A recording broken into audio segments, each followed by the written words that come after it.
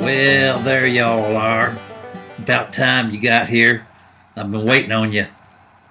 Now, the name of this blog is To Propose or Not to Propose. So y'all probably thought we meant asking some girl to marry you.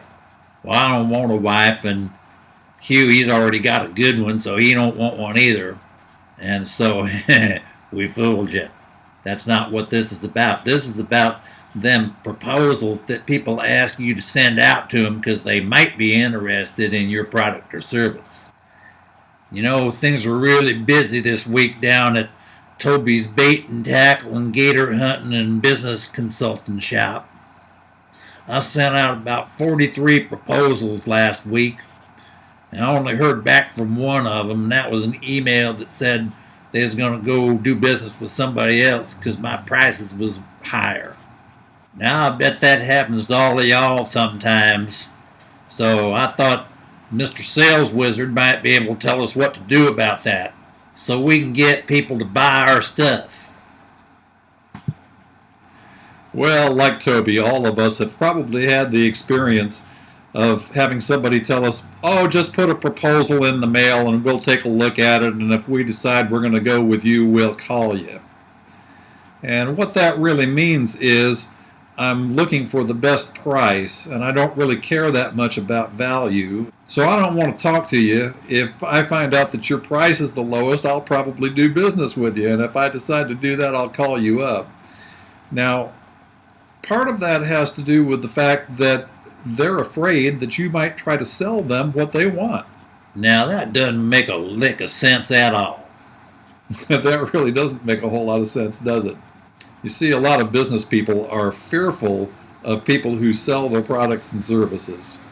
The challenge with sending out a proposal to somebody who's shopping for price is that very likely, if you're really good at what you do, you're not the cheapest supplier of your product or service in town.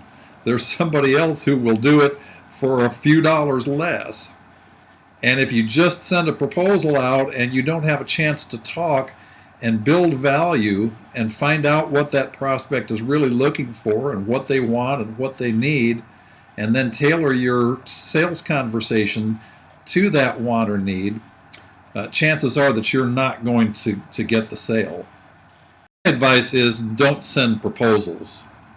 If you have a prospect who doesn't want to talk with you, they may not be a very good client for you anyway.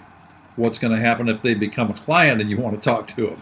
So if you're going to send a proposal, just send it out a few minutes before you're going to have a sales conversation with them so that they have it to refer to if you want them to have it, but that they don't have a chance to look it over and make a buying decision without talking with you. A lot of my clients tell their prospects it's our company policy not to mail or email proposals because it's proprietary information. I just got a great idea this week from Jeffrey Gitomer in his newsletter. And he said if your prospect absolutely insists that you send a proposal and it's somebody that you really do want to work with, send them the proposal and fill it with all kinds of value statements about what they can have, what's in it for them if they work with you, and build as much value as you can, and don't include the prices. When they email and say, you didn't send any prices, just email them back and say, oh no, you have to call me to get the pricing. And then when they call, you have an opportunity to talk, build more value. And if they've called you back and they want the pricing, then there's some level of interest in what you've already told them.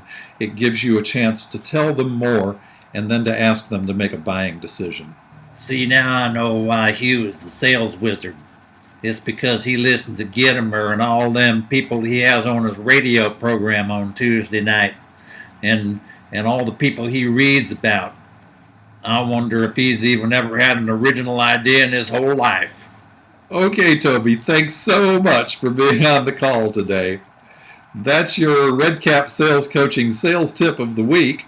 Tune in next week for another one. Good selling.